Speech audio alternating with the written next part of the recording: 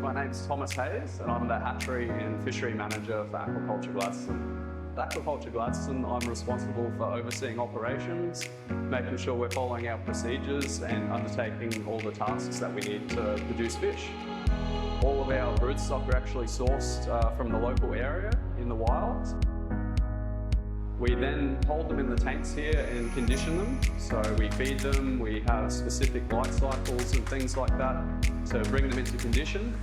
Once they're ready, we've got some steps that we take where we initiate spawning. From there, we collect the eggs, hatch them and begin the larval rearing process.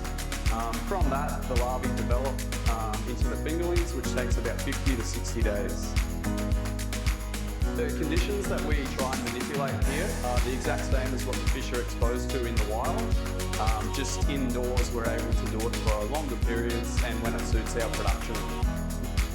At Aquaculture Gladstone, we produce 3 species. We've got barramundi, mangrove jack and sea mullet.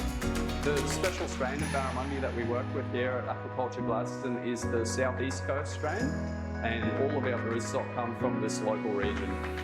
So the reason that we do the southeast coast strain barramundi here is for a couple of reasons. One, they're the local strain to this area, and additionally it ensures that the wild population genetics are never impacted by what we do here.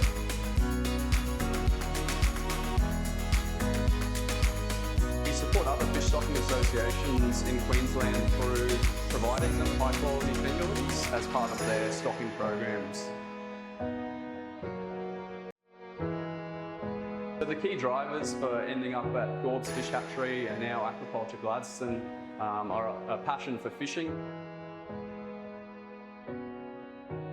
If I was to chat to anyone and recommend aquaculture as a pathway or something to get into, I would highly recommend it. It's very rewarding. It has its challenges, but very, very rewarding at the end of the day.